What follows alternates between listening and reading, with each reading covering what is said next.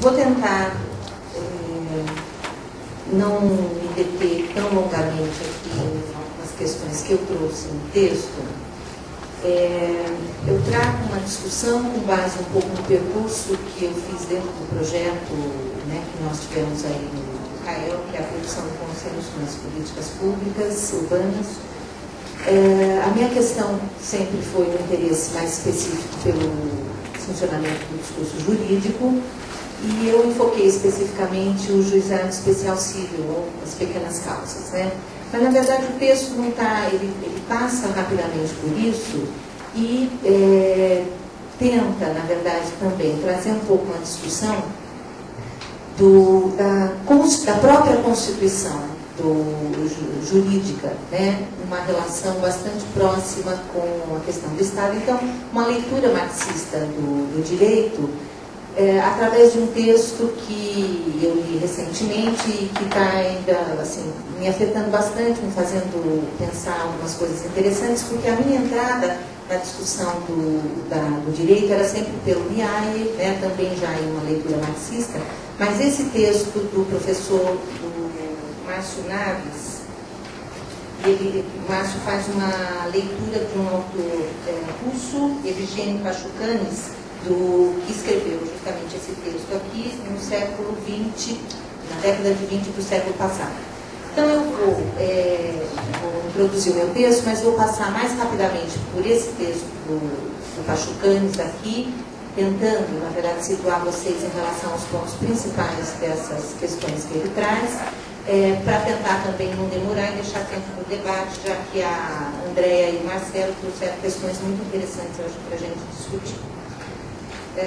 Bom, a proposição de políticas públicas urbanas incide sobre a administração das diferenças sociais, sendo que em nossa sociedade essa administração das diferenças passa necessariamente pela discursividade jurídica na figura de direitos e deveres dos cidadãos.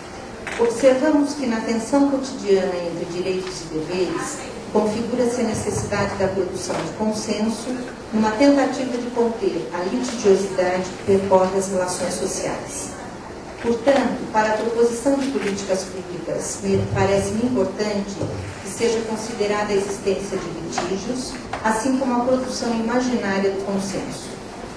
Dentre os diversos modos de litígio no urbano, sempre me interessaram aqueles que têm como suporte as relações cotidianas, motivo pelo qual escolhi analisar o juizado especial civil, conhecido por muitos como pequenas causas. Tive como objetivo nessa análise das pequenas causas compreender a maneira pela qual a instância jurídica administra o confronto das relações entre os sujeitos, constituídos e inseridos num cotidiano de práticas urbanas marcadas pela necessidade de consenso.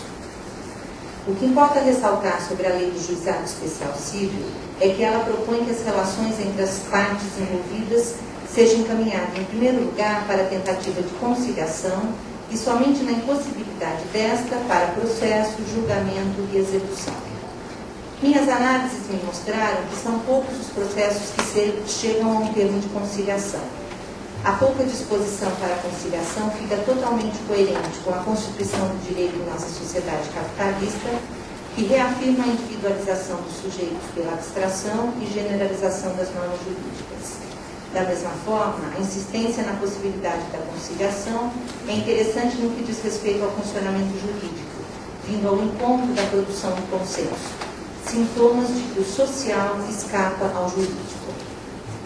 Bom, então, agora mais especificamente, né, eu vou retomar alguns pontos dessa leitura que o Márcio Naves faz do Evgeny Pachukanis, e eu deixo aqui então a indicação para quem se interessar, é um texto muito bom, Marxismo e Direito, foi publicado pela Boitempo em 2000.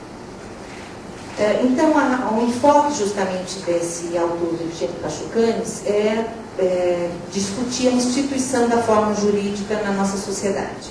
E uma das questões que ele ressalta o tempo todo e que ele vai defender fortemente é o fato de que o direito é sempre o direito capitalista, né? Isso eu acho que é uma questão importante e toda a discussão vai justamente mostrando como a Constituição, né, do Estado capitalista vai trazendo os elementos, na verdade, para que o direito se configure. Em primeiro lugar, então, que o Márcio Naves ressalta a partir do Pachucanes, é que o critério que orienta a discussão do Pachucanes é a possibilidade de sua teoria ser capaz de analisar a forma jurídica como forma histórica. Isso é fundamental para que possamos diferenciar a forma jurídica de norma jurídica. A norma é estática e tende à mobilização social, enquanto a nomeação forma jurídica permite pensar na maneira pela qual o direito se formula na sociedade e quais determinações históricas levam a essa formulação. Enfim, qual a forma do direito em nossa sociedade? Além disso, é importante compreendermos a especificidade da forma jurídica burguesa e os sentidos que se produzem com essa organização da sociedade. Quais os modos de identificação possíveis para o sujeito nessa relação? Bom, então, quando ele continua retomando a discussão do Pachucanes, ele mostra como o Pachucanes vai muitas vezes ao Marx, e aí especificamente no livro Capital, e vai mostrar que é fundamental a gente compreender que quando o Marx analisa a forma-valor, ele mostra com isso a necessidade de que se tem de medir o tempo de trabalho. E ele vai também mostrar que isso é uma necessidade que há em várias sociedades, mas que justamente na sociedade capitalista, né, que o trabalho tomou a forma do trabalho abstrato. Então, essa é a forma do trabalho abstrato na sociedade mercantil capitalista, ela é fundamental para que a gente possa, para que justamente o direito possa ir tomando essa forma que ele tem hoje na nossa sociedade. Porque o que a gente reitera muito, né? Então, quais são as bases do direito? Sempre abstração e generalização.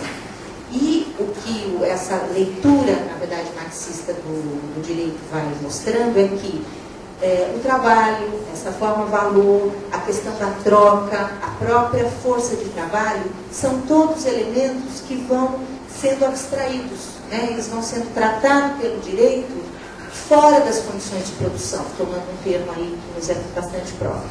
E isso é bonito da gente compreender, ou seja, há um modo de funcionamento do direito marcado, né, constituído por essas relações que o capitalismo traz e que necessariamente sempre ancora, né, as questões do direito e as possibilidades das próprias legislações, quase que, né, ficam no ar, sobrevoando todas as questões do que seriam as especificidades, as diferenças de fatos sociais aí postas.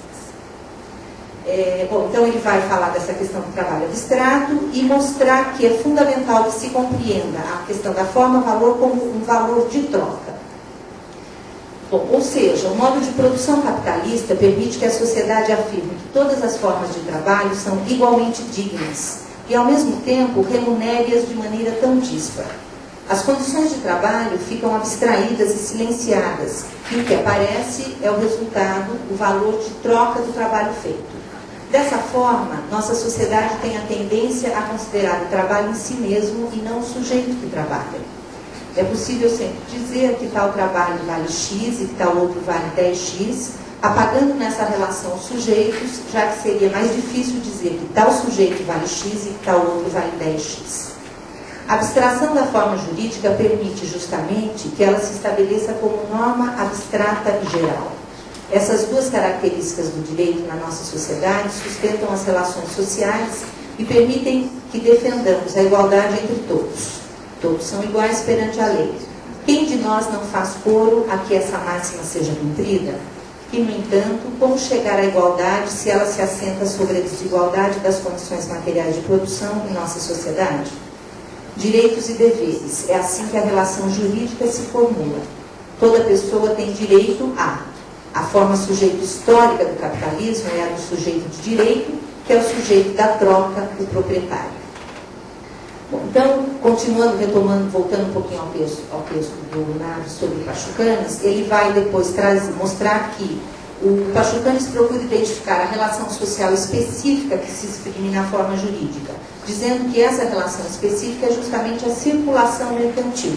Então, ele vai dizer que é fundamental que a gente, quando pense o direito, pare para pensar que a questão justamente da troca, né, esse valor, a forma que se transforma, que é sempre pensada como um valor de troca, ela está em circulação, e nessa circulação o que é importante também pensar são os proprietários de mercadorias entre si, que também vão sempre se relacionar enquanto sujeitos proprietários, né? Então você já tem qualquer relação social marcada por essa questão da circulação mercantil e de sempre proprietários trocando entre si.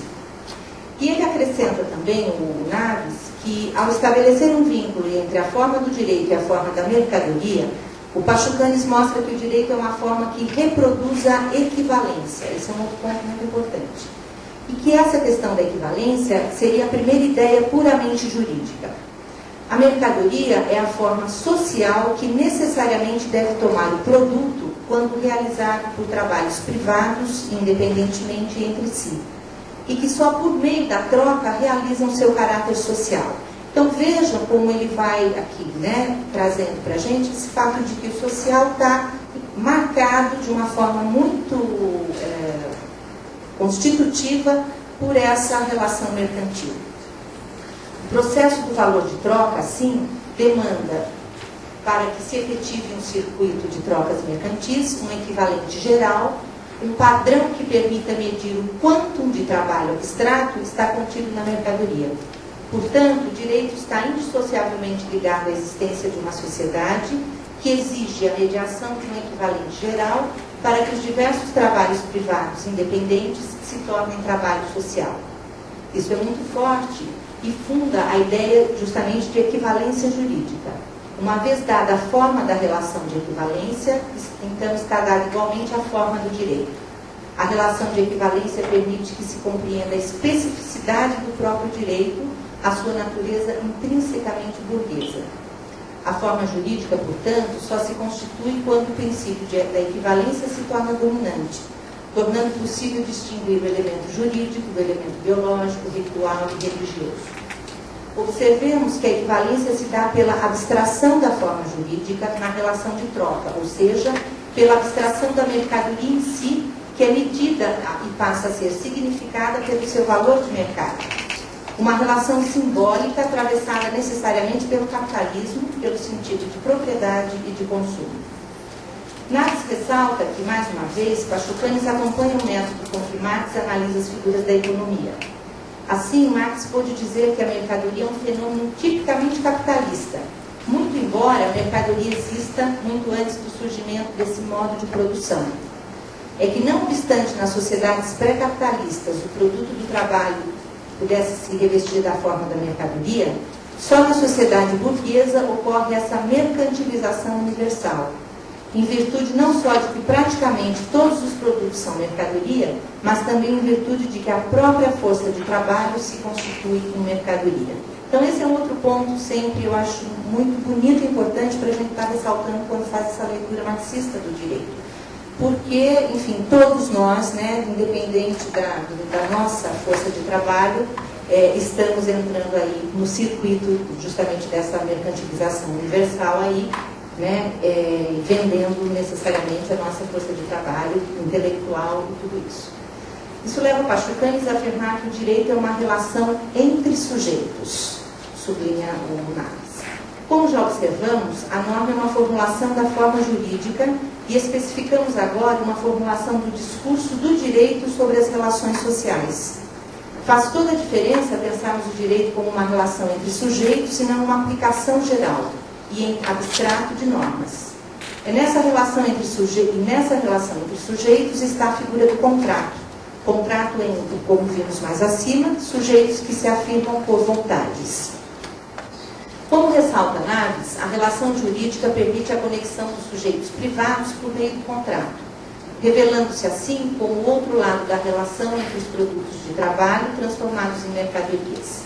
Os contratos nos acompanham em nossas relações sociais, nos sentimos assegurados por eles, que reafirmam a relação mercantil que nos constitui. E aí agora o Naves entra na discussão quando o Pachucanes fala da forma sujeito de que se reveste o homem, né? E para nós é sempre a forma sujeito do capitalismo. Bom, então o Naves vai dizer que surge como, essa forma sujeito, né, surge como condição de existência da liberdade e da igualdade que se faz necessária para que se constitua uma esfera geral de trocas mercantis e, consequentemente, para que se constitua a figura do proprietário privado desses bens, objeto da circulação. E o que é importante também aqui, ou seja, esse imaginário de liberdade e igualdade é um imaginário que também vai estar muito marcado pela questão da vontade do sujeito. Então, o que é que vai se considerar imaginariamente? Que sempre todos nós queremos estar nessa troca. Somos proprietários com vontades de realizar essa troca, né? Ou seja, ela não é lida como uma coerção externa, mas como, de fato, né, sempre um jogo entre proprietários de vontades iguais, vamos dizer. E aí isso vai trazer o que ele vai chamar desse elemento de uma equivalência subjetiva, que corresponde ao elemento de equivalência material, isto é, a troca das mercadorias na base da lei do valor.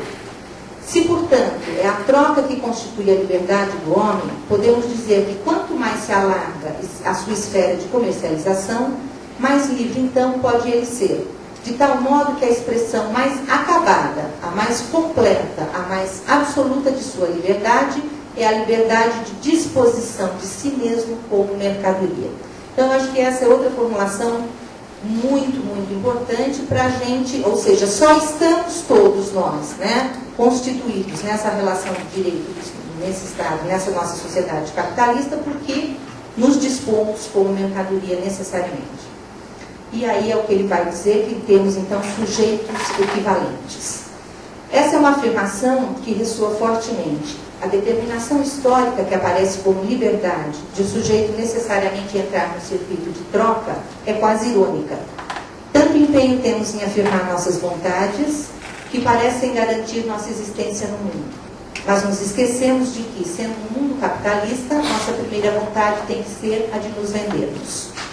E no que diz respeito à configuração do Estado nessas relações, eu acho que isso torna um pouquinho mais de perto algumas questões que o Marcelo trouxe, ele vai mostrar alguma coisa muito interessante, que necessariamente o Estado capitalista, né, é um Estado que vai estar configurado numa separação entre o público e o privado, ele mesmo diz, uma separação necessariamente entre o Estado e a sociedade civil. E como é que ele encara essa separação entre o público e o privado? Ele vai dizer assim, se o Estado é o lugar de representação dos interesses gerais, e se a sociedade civil é o lugar onde habitam os interesses particulares, o acesso à esfera do Estado só pode ser franqueado pelos indivíduos despojados de sua condição de classe e qualificados por uma determinação jurídica. O acesso ao Estado só é permitido aos indivíduos na condição de cidadãos. E aí ele continua, ao só franquear o acesso ao Estado aos indivíduos na condição de cidadãos, a ideologia jurídica permite que se constitua o vínculo que possibilita a passagem da sociedade civil ao Estado, ou melhor, a ideologia jurídica vai permitir que se estabeleça o meio de expressão do Estado sob a forma de interesse geral dos diversos e contraditórios interesses particulares que se chocam na sociedade civil e que, por força dessa ultrapassagem, negam a sua determinação particular. Tudo se passa, portanto, como se o Estado, anulando as classes, anulasse com isso a própria contradição, se erigindo em lugar da não contradição onde se realiza o bem comum. Importante essa explicitação da cidadania como condição necessária da relação do sujeito com o Estado. Normalmente, o que presenciamos é a apologia da cidadania como algo a ser conquistado num processo de conscientização dos indivíduos. Contrariamente a isso, e com base na reflexão de Pachucanes, quero dizer que a cidadania é a formulação social possível da relação do sujeito com o Estado, afirmando-se em termos de direitos e reivindicações. E não nos esqueçamos, falando-nos do Estado capitalista, que tem como modo de circulação das relações de trabalho a mercantilização. Assim, os direitos a serem reivindicados estão necessariamente afetados pelo sentido de propriedade e de troca. Parece-me importante não perdermos de vista o fato de que há uma esfera de circulação de mercadorias que se constitui como parte do Estado capitalista. Lembremos o que afirma Pachucanes sobre a mercantilização universal, que marca inclusive a força de trabalho como mercadoria e o sujeito de direito como sujeito de troca. Isso para afirmar que o mercado, tal como estabelecido hoje, é um modo de formulação capitalista das relações de circulação de mercadorias e, portanto, mantém com o Estado um vínculo constitutivo. E é porque há essa constitutividade que o Estado pode funcionar pela falta, tal como nos afirma a ENI. Estado e mercado se estabelecem pelo capitalismo e vão se formular pelo direito. O que significa, então, a configuração jurídica de nossa sociedade e como ela interfere na produção de políticas públicas? O que significa administrar o político na produção de políticas públicas urbanas?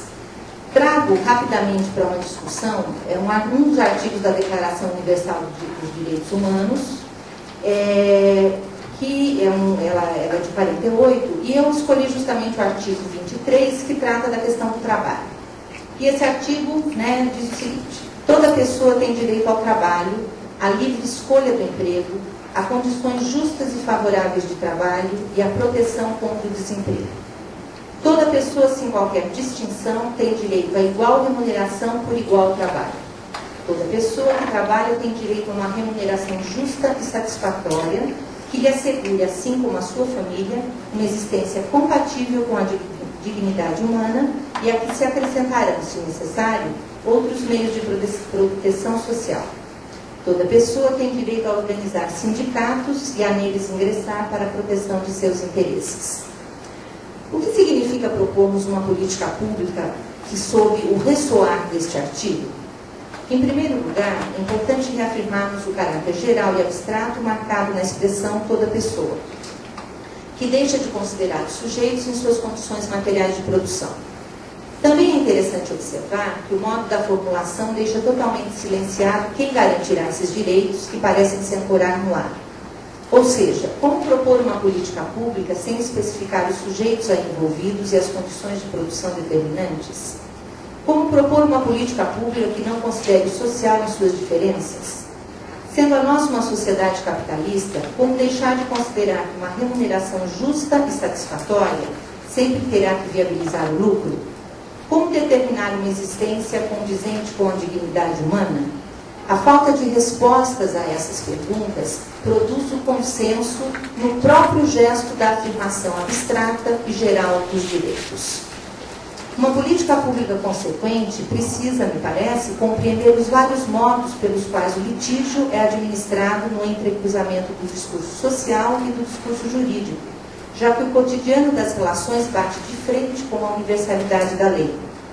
Quando, em relação com a institucionalidade jurídica, o cotidiano dos sentidos, nos embates pessoais, impõe seus limites e expõe a imobilidade dos códigos positivos do direito. Em sua possibilidade material simbólica, os litígios não cabem no espaço da dogmática jurídica. A instância jurídica é uma das ordens de sentidos que constituem a memória do dizer de nossa sociedade.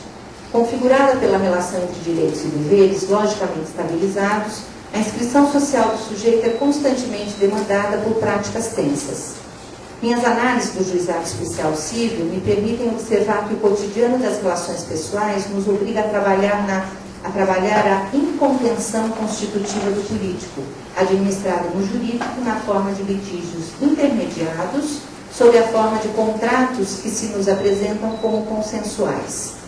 Portanto, discutir a produção do consenso nas políticas públicas é uma maneira importante de enfrentarmos as relações urbanas com a delicadeza que as diferenças sociais exigem, podendo considerá-las em sua produtividade. Bom, é isso que eu trouxe para a nossa discussão. Eu agradeço e acho que os meus colegas de mesa vão ter bastante coisa aqui para discutir comigo e conosco todos, né? Então, agradeço e abro, ainda temos um tempinho aí para o debate.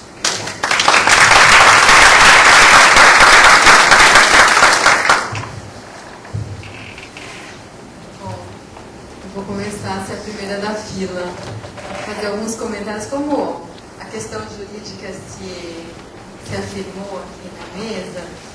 Eu queria rebater um pouco o que os meus colegas falaram. Eu fico me mexendo na cadeira, porque todo mundo falando mal da área jurídica. Mas é interessante, vou começar por uma questão genérica e depois fazer algumas críticas as falas dos meus colegas. A primeira questão, acho que eu vou tentar resumir um assunto que é de direito constitucional, direitos humanos, evolução do direito, como o direito deixou de ser individual para ser coletivo. Eu vou tentar passar um breve histórico dessa questão. Eu vou tomar a lição do Norberto Bobbio, que é um jurista italiano, aqui no Brasil, do constitucionalista Paulo Bonavides, que fala da evolução do direito. Porque todo mundo sabe que o direito retrata a vontade da sociedade.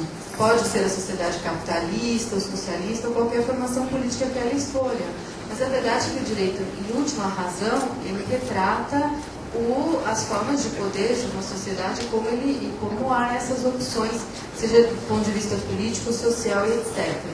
E nessa evolução, o direito passou, porque esses juristas citados falam de primeira geração, onde a principal palavra de ordem, aqui tomando os temas da Revolução Francesa, liberté, liberdade, que se expressaram prioritariamente no século XVIII, onde os direitos individuais, e justamente vinculados ao neoliberalismo, ao capitalismo, se firmaram o meu direito de ir e vir, o meu direito de propriedade, o meu direito relacionado à minha pessoa individualmente, sem pensar muito no coletivo.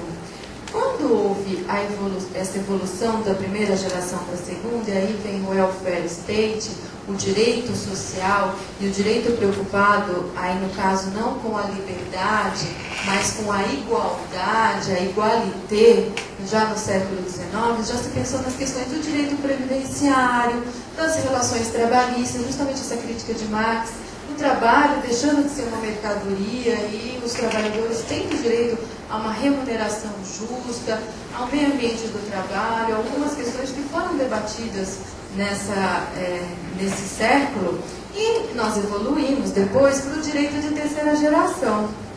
O que eu gostaria de ver discutido aqui, porque é uma novidade na órbita jurídica e retrata o que a sociedade tem demandado a partir do século XX, que a palavra de ordem já não é mais a égalité nem a fraternité. Aliás, desculpa, a liberté. A fraternité, a solidariedade, a fraternidade, os direitos individuais se coletivizando. O que é meu sofre uma influência do que é coletivo. E isso se retrata numa lei que todos nós, eu acho que todo mundo tem que ler como uma Bíblia aqui no Brasil, que é a nossa Constituição Federal de 88. Ela prestigia demais o direito coletivo e o faz logo no seu artigo 5º, quando fala dos direitos individuais e essenciais do cidadão. Eu tenho direito de propriedade? Esse é um direito de individual meu? Sem dúvida nenhuma.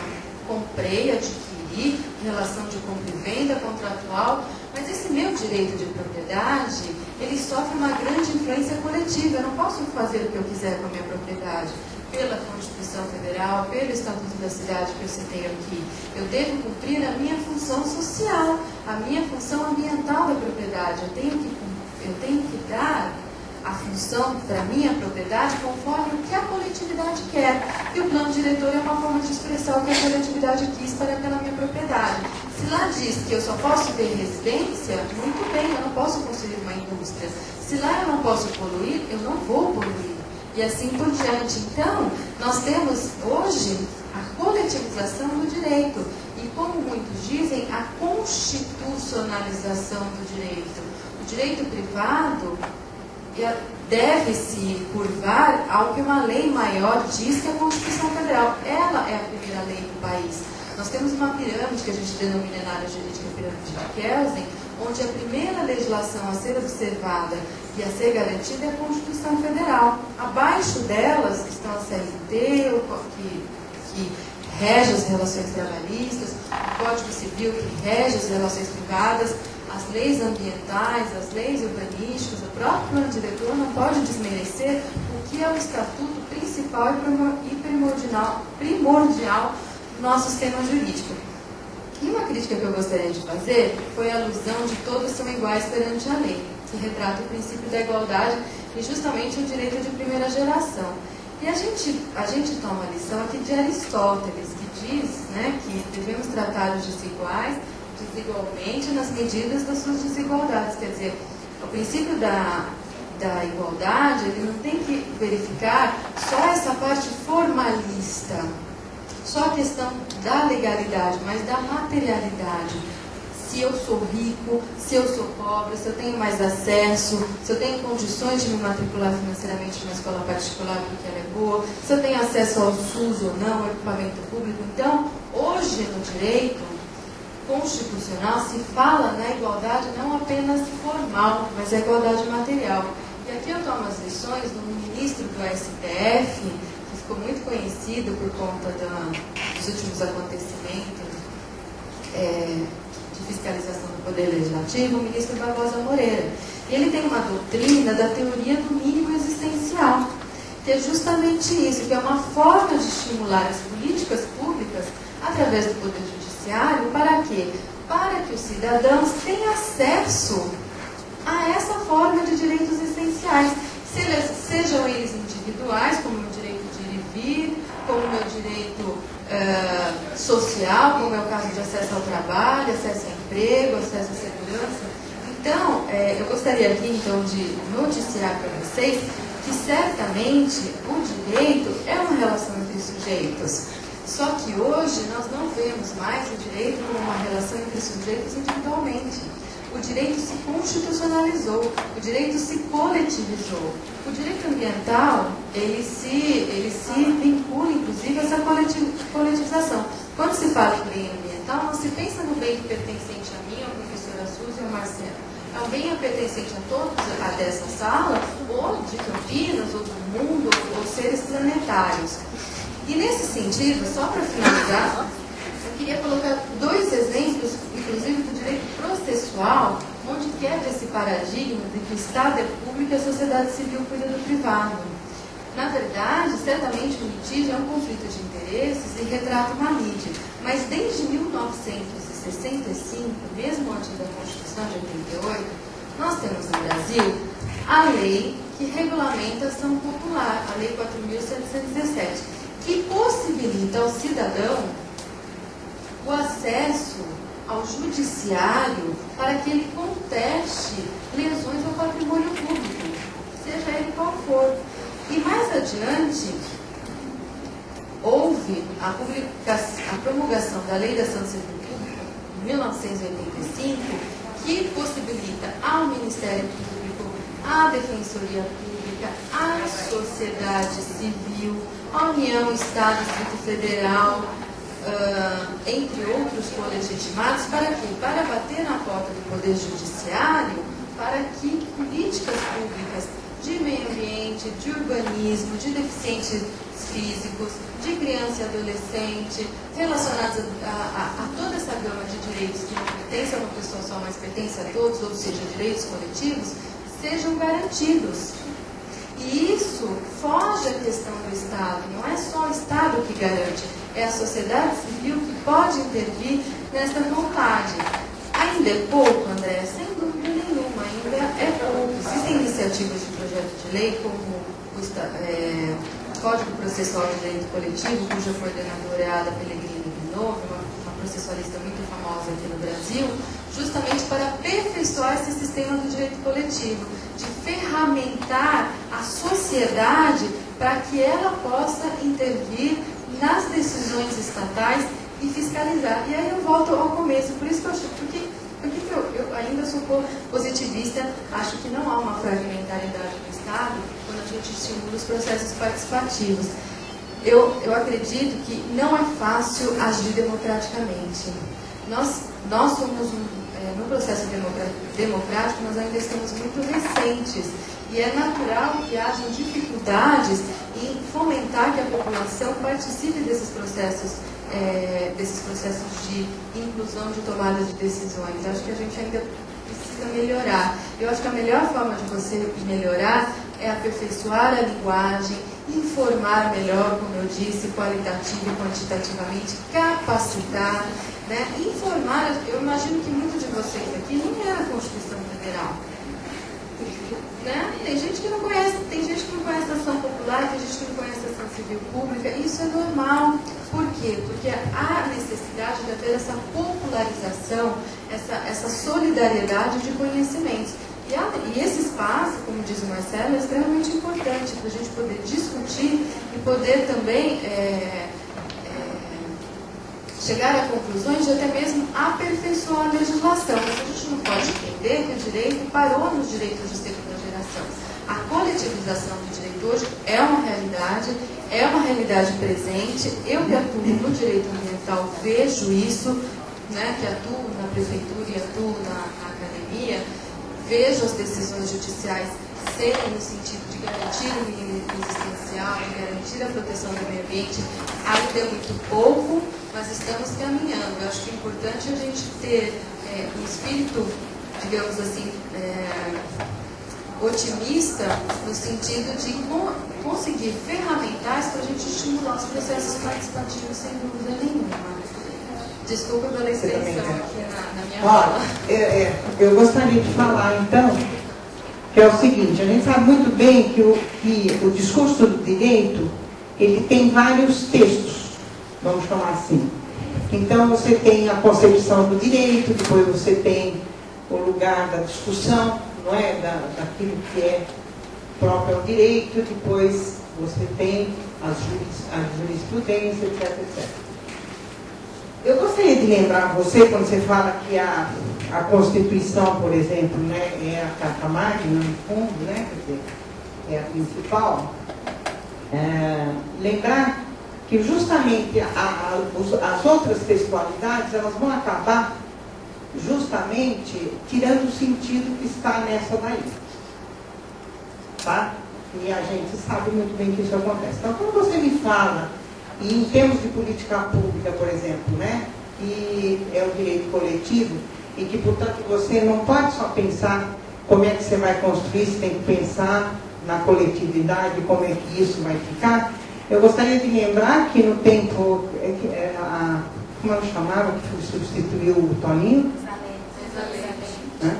A Isalene, por exemplo, fez uma tramóia, a gente pode chamar assim, com as pessoas, aqui eu moro na cidade universitária, eu sei o que aconteceu aqui, por exemplo, e o número de condomínios que foram criados em lugares que eram proibidos, e que porque eles entraram em contato com a Isalene e conseguiram liberar os espaços para produzir todo esse empreendimento imobiliário, esvaziando a cidade universitária, deixando, vamos dizer, para estudantes ou para pessoas que não podiam custear condomínios, como eu, por exemplo, continuo morando na cidade universitária e ouvindo as festas todas as noites, né?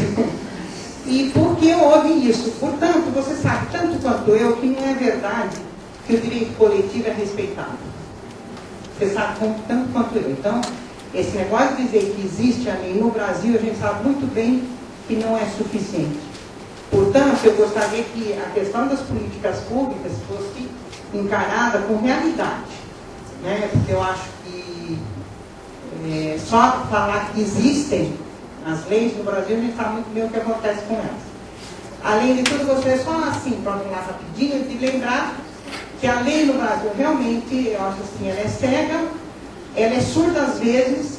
Eu brinquei ali, quando a Solange falou, por exemplo, eu posso me queixar então, porque estão pichando as paredes e tal. Porque nesse caso você talvez seja ouvida, você não vai ser ouvida se você falar de outras coisas, por exemplo, aí a lei não ouve, né? E ela é muda muitas vezes, tem sido muda muitas vezes. Eu, por acaso, escrevi um texto para um livro que vai sair pelo governo federal, que é sobre educação em direitos humanos. E aí eu tive a oportunidade de ler o trabalho dos meus colegas também e vi muito bem como todos eles, assim, no conjunto, estão descontentes com a maneira como é tratado o direito, a questão do direito nos direitos humanos. Portanto, eu acho que a gente não pode ter essa irresponsabilidade de dizer, não, nós estamos na terceira fase, nós estamos agora na fase do direito coletivo, então isso está se cumprindo. Não está se cumprindo. Isso é mais para mim, é só mais uma forma de se iludir com a questão jurídica, tal como ela vem sendo tratada, né, em todas essas fases que você falou. Quer dizer, na primeira fase o que devia ser cumprido não foi, na segunda fase não foi, então agora tem a terceira fase. Olha, eu ia propor só uma coisa, para não ficar algo muito assim. Se alguém mais quiser se manifestar, e aí a gente passa a palavra, depois eu tenho muita coisa, depois eu vou querer tomar muitos cafés aqui com a Andréia, mas eu acho que nosso tempo é curto, então aí eu abriria depois que o público se manifestasse mais ainda para o Marcelo, se quiser fazer alguma consideração, e retornar direito de resposta para a Andréia, tá bom. O que vocês acham? Tudo bem? Tá. 5 minutinhos, pode ser? Só para mudar e rapidinho. Pode ser? Tá.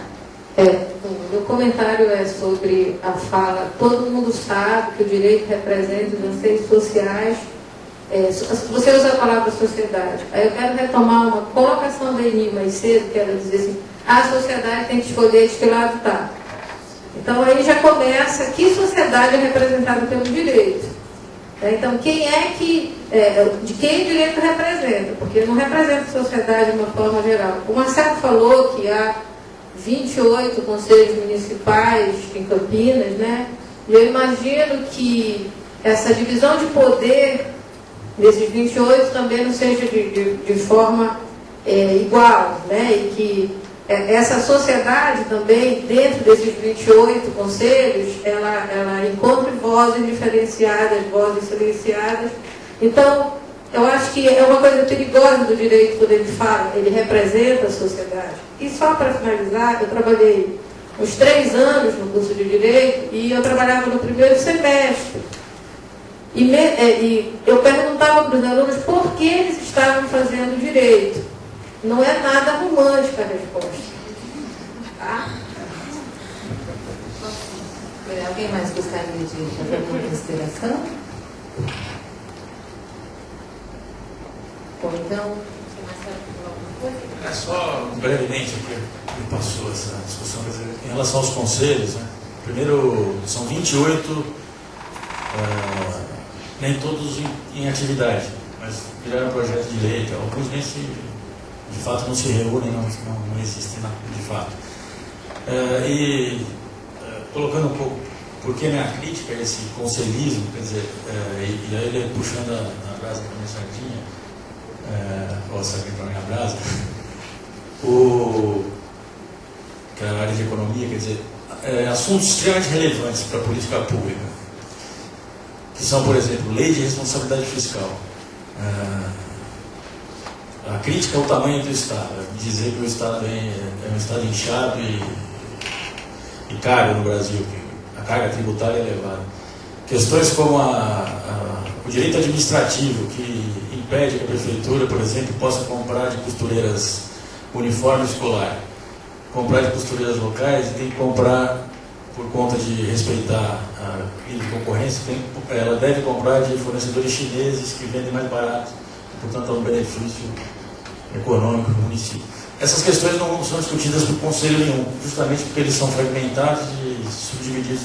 O Conselho da Juventude discute só as políticas de juventude e não entra nessas questões fundamentais, sem as quais não se faz qualquer outra política, né? Então, em relação aos conselhos, o que eu acho que se a gente espera que a sociedade, de fato, dispute o Estado, talvez ela deveria disputar em grandes conselhos, como o Conselho Monetário Nacional, discutir a política de juros. Por que isso não faz parte da discussão de política social? A política social não anda porque o Conselho Monetário Nacional impõe ônus para o município, para o Estado, para o governo federal, que inviabiliza qualquer outra política. A Isalene, com todo aquele esforço, não quero aqui nada contra a Isalene, mas me lembrei, a partir do comentário da professora, quer dizer, a Isalene, com todo esse esforço do orçamento participativo, gastou cerca de 50 milhões por ano em projetos que saíram do orçamento participativo. E de taxa de juros pagou 110 milhões de reais por ano. E isso nenhum conselho discutiu, nenhum orçamento participativo discutiu. Então, essa é a minha... será que não era melhor nós reunirmos essas forças dos 28 subgrupos aí que estão divididos nesse conselho, num grande conselho que, na verdade, já existe, seria a Câmara dos Vereadores. Para que é a Câmara dos Vereadores? Então a gente está reinventando a República numa espécie de voluntarismo, imaginando que cada um, elegendo a sua causa, vai conseguir marcar a sua presença, garantir a sua política no Estado. Não, com isso nós estamos inviabilizando qualquer política, estamos esvaziando a política. Então é um pouco nessa linha que eu queria só esclarecer. Não é que eu sou contra a participação, sou contra a participação nesse formato fragmentado.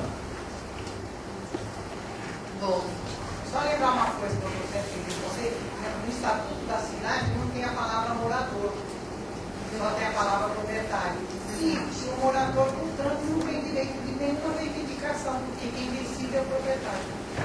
Daí, por exemplo, condomínio fechado, não sei o que, tem tudo a ver com isso. Professora, a direito à moradia, ele consta do artigo 6º da Constituição Federal como direito social e acesso. O Estatuto da Cidade se curva e estimula processos de garantir o direito de moradia.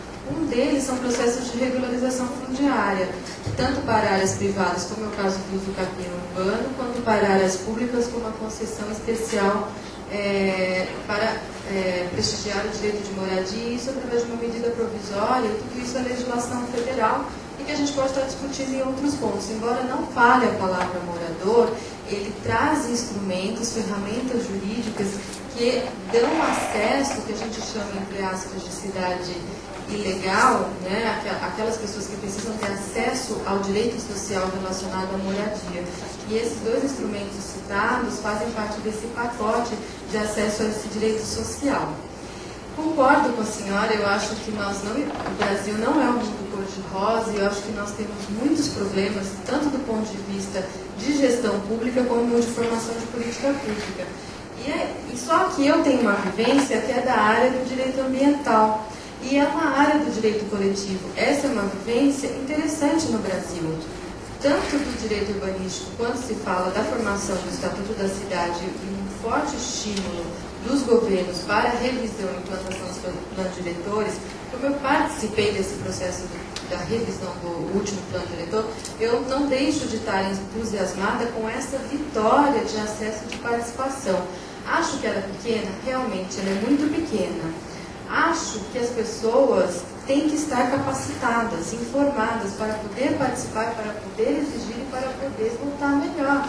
Escolher seus representantes através do que a gente denomina democracia indireta, sem dúvida nenhuma.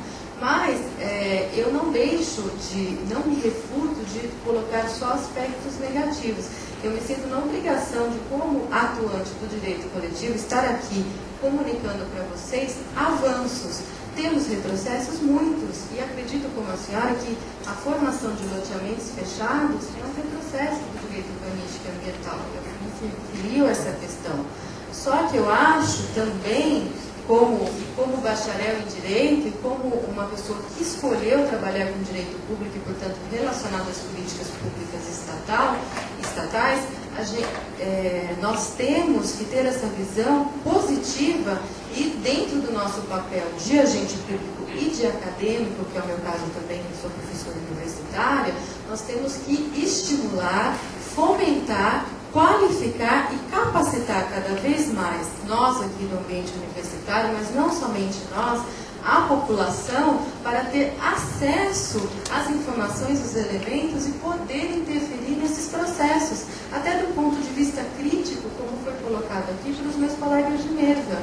Essas formulações devem extrapolar a academia e ganhar os bairros, ganhar a comunidade. E assim nós vamos ter um aperfeiçoamento do Estado, da máquina pública e do próprio direito. É essa a minha... Desculpa, eu não sei como é que vocês entendem ideologia, mas pelo menos é essa a minha ideologia enquanto agente pública. É nesse sentido, de estimular processos positivos de participação e com vistas à informação e à capacitação. Agradeço demais novamente a atenção de vocês. Bom, a gente teria necessidade de ficar bastante tempo conversando. Eu acho só, André, eu queria só ressaltar um ponto muito rapidinho, que toda a nossa investida nessa questão do funcionamento do discurso jurídico é justamente nos dando conta da grande dificuldade que a formulação do discurso jurídico tem de contemplar diferenças, litígios. Né? Então, essa estruturação abstrata e geral do direito, ela é um grande problema. Nós trabalhamos com formulação. Né? Então, para nós, essa é uma questão, acho que você tem razão, o direito, os desafios e todas as pequenas mudanças são interessantes e merecem, sim, né? Estar sendo consideradas e discutidas. E eu acho que a gente vai ter que marcar um outro encontro para discutir direito. Eu acho que vai ter muito para dizer.